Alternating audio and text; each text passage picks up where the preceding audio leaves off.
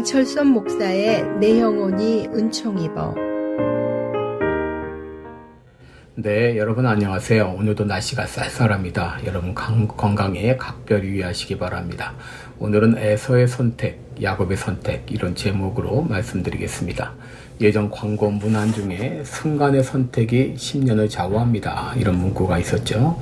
이 문구는 냉장고를 팔기 위한 광고 문안이었지만 이 문안은 선택이 얼마나 중요한가를 깨우쳐 주었습니다.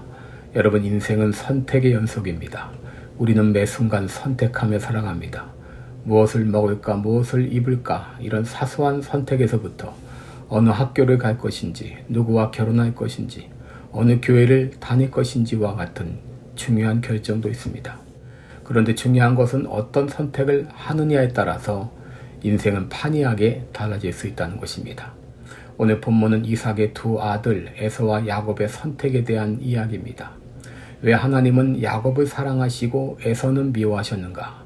물론 이것은 하나님의 주권적인 섭리입니다. 그러나 하나님이 에서를 미워하신 데는 그가 다른 한편 에서가 그 길을 선택했기 때문입니다.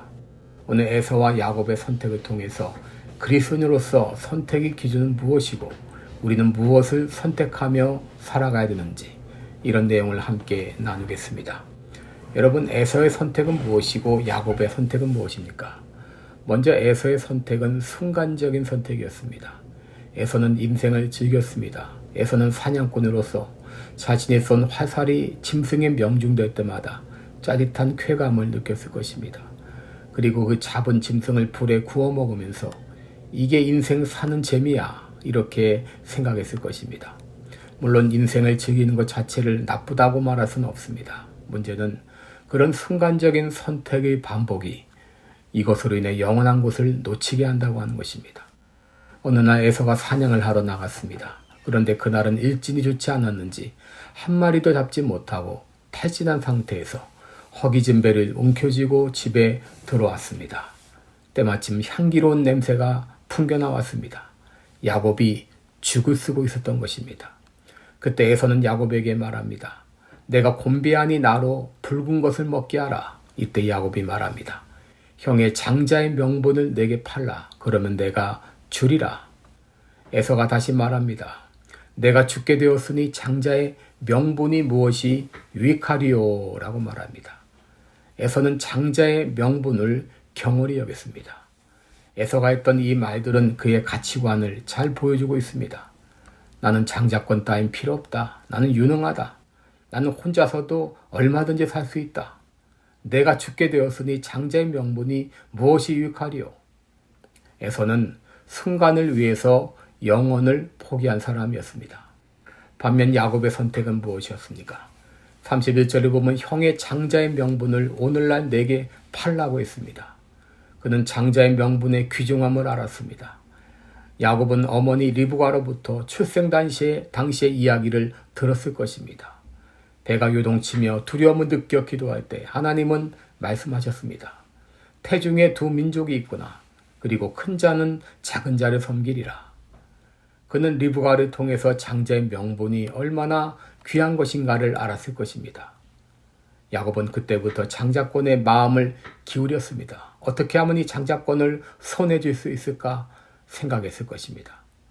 그러다가 에서가 사냥해서 기진맥진해서 들어왔을 때 장자권을 달라고 요구했습니다. 그만큼 장자권을 소중하게 여겼습니다. 비록 방법은 교활했지만 그는 영원한 것을 선택했다고 하는 것입니다. 여러분, 그리스도인들은 무엇이 순간적인지 무엇이 영원한지를 분별할 수 있는 사람입니다. 여러분, 이 땅의 것은 영원하지 않습니다. 이 땅의 모든 것은 지나가는 것이고 순간적인 것입니다. 그것에 시간을 빼앗기고 그것에 정력을 기울이다가 영원한 것을 놓치게 된다면 에서처럼 땅을 치고 후회하는 시간이 오게 될 것입니다. 저는 저희 할아버지를 자랑스럽게 생각합니다. 저희 할아버지는 황해도 송화에서 목회하는 목사님이셨습니다. 해방 후 남북 분단 후에도 계속 북한에 머무시다가 6.25 후에 인천 상륙작전으로 유엔군이 파죽지세로 북진하자 북한 공산당은 한 명당 20명을 살해하라는 명령이 주어졌습니다.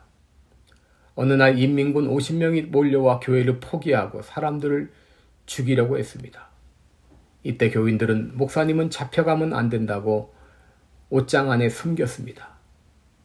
그러나 할아버지는 자신 때문에 많은 사람이 폭행을 당하고 죽는 것이 가슴 아파 스스로 걸어 나왔습니다. 할아버지는 새끼줄에 묶여 인민재판장으로 끌려갔습니다.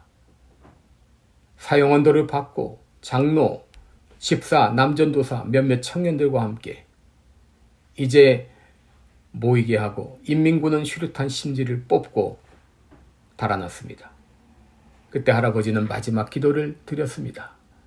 하나님 아버지, 저 같은 것도 순교자의 반열에 참여케 하시니 감사드립니다. 할아버지는 구차하게 목숨을 구하기보다 죽음의 길을 선택한 것입니다. 그런데 죽은 줄 알았던 할아버지가 구사일생으로 살아나셨습니다. 고린도후서 4장 18절에 보면 우리의 돌아보는 것은 보이는 것이 아니요 보이지 않는 것이니 보이는 것은 잠깐이요 보이지 않는 것은 영원함이니라고 했습니다.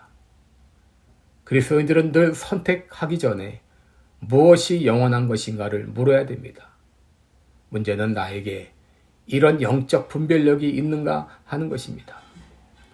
사도 바울은 에베소서 1장 18절에서 너희 마음 눈을 밝히사 그의 부르심의 소망이 무엇이며 성도 안에서 그 기업의 영광의 풍성이 무엇이며 이것을 알게 되기를 원한다 라고 기도했습니다. 오늘 여러분 이렇게 기도하시기 바랍니다. 내 마음 눈을 밝혀주옵소서. 그래서 무엇이 순간적인 것인지 무엇이 영원한 것인지 깨닫게 하여 주셔서 늘 바른 선택을 하며 살도록 도와주옵소서 라고 기도하시기 바랍니다. 고맙습니다. 지금까지 시카고 빌라델비아 교회 담임 방철선 목사의 내 영혼이 은총이 보였습니다.